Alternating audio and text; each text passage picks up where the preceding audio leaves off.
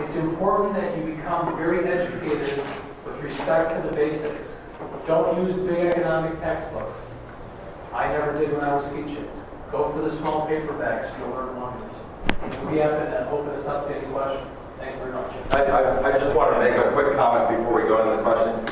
And just say this, that what David is talking about is very correct. And just to highlight this in a congressional, and why this congressional race is so historic and so important, is this one little thing, this one little vignette. And that is that, can anyone tell me what the national debt is today? 13.4. 13.4. And as we approach the end of this year, we're going to be heading towards even more spending. By the end of next year, by the way, you know when the fiscal year starts, right? The federal fiscal year? The federal fiscal year begins October 1, not January 1.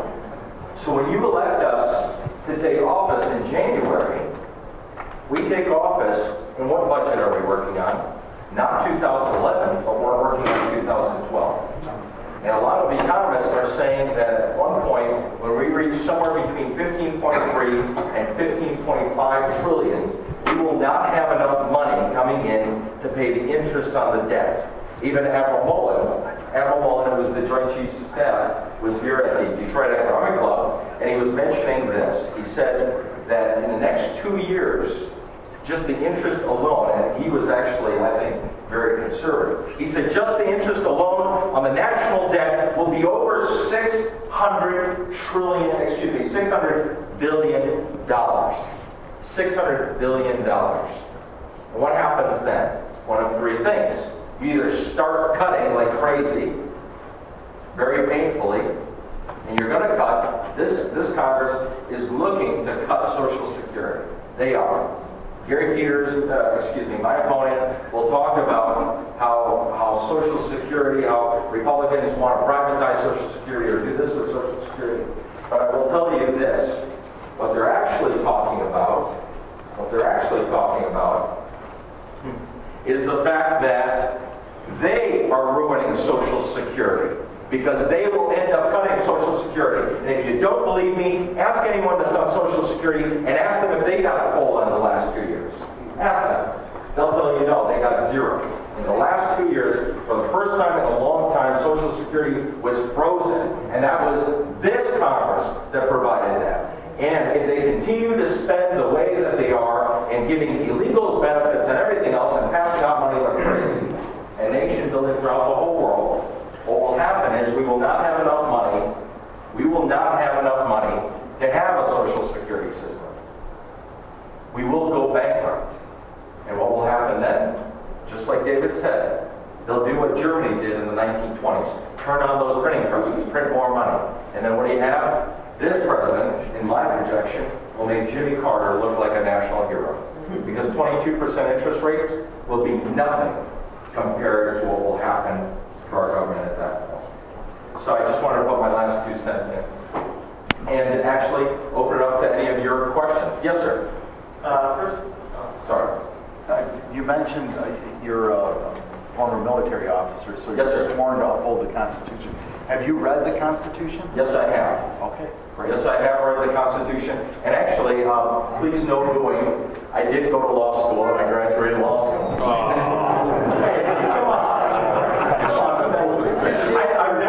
I've never practiced law in the state of Michigan. I do not practice law, but I went to law school. And one of the things in law school is actually, I had a conservative professor from the Detroit College of Law at Michigan State University.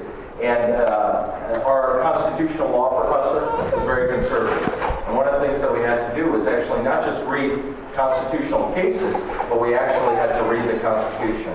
And he was a member of the Federalist Society, so he was a great help. Yes, I've read the Constitution, and actually I've taken the oath, almost the same oath 5 times.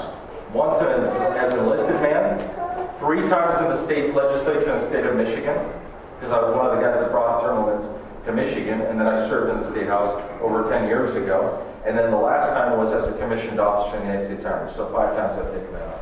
So yes, sir. Any other questions? I mean, this is open forum. Yes, sir. Mr. Lyon.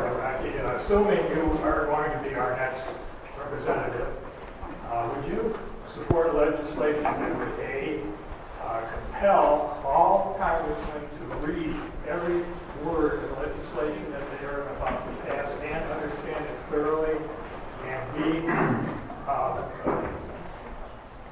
be able to cite all legislation, cite where in the Constitution, the exact article and section of the Constitution that authorizes that legislation? I would actually support something like that, but and I belong to a group called the Freshman 50, which has actually grown to being 112 of us that are actually running for office. A lot of us have won our primaries, and we're the guys and gals that are ready to shake up Washington.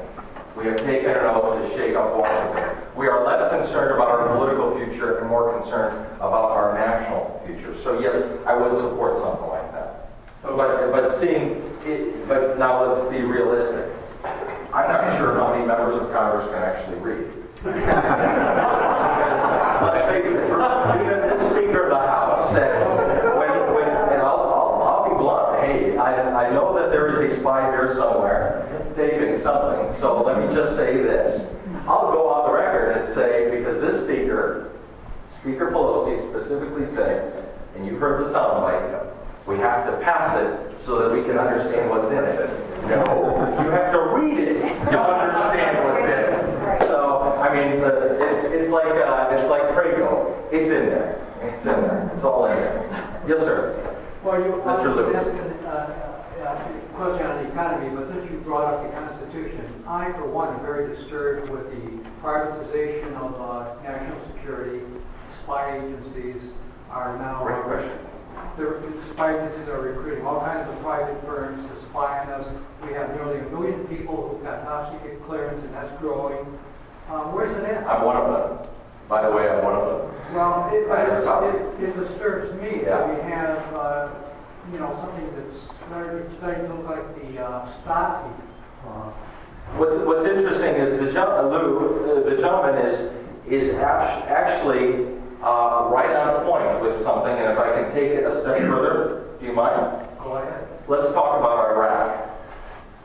We pulled out our combat forces from Iraq, right? No, sure. We didn't. Folks, we didn't. We pulled out 50,000. We renamed some of the combat brigades Assistance and Training Brigades, or MTT, Military Training and Tactics Teams. And then, what else did we do? We grew our State Department force of civilians in Iraq. Did you know that? We actually grew the number of civilians in Iraq. And this administration was the one. And this Congress said, we don't want companies like Blackwater, and Blackwater changed their name to XC. We don't want these companies. We don't want Halliburton and all these other companies. Well, maybe they were right. Maybe they were onto something. But what they did was they basically took the soldiers out. They kicked out Halliburton and a few other companies. And what did they bring in?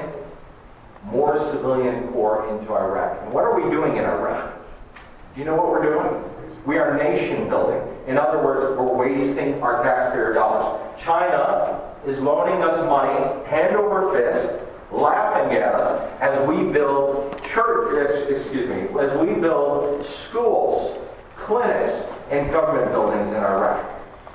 We don't believe in welfare in the United States, but folks, look around you. Our military, this coin strategy, counterinsurgency strategy in Afghanistan, what we were doing in the Horn of Africa and Afghanistan, Iraq, all over, what's called CENTCOM, is this coin strategy where we're actually spending money, hand over fist, nation building. And this is your money. It needs to stop. So I hope I took it to the next step. Okay, can I just, what do you think about the NSA subcontracting to umpteen firms in Washington, D.C. And I actually know somebody at the parties where I know that some of these guys are tapping into private databases, finding out personal information about us. I'm very disturbed about that. Well, I would be too. I would be too. And and there's obviously laws that prevent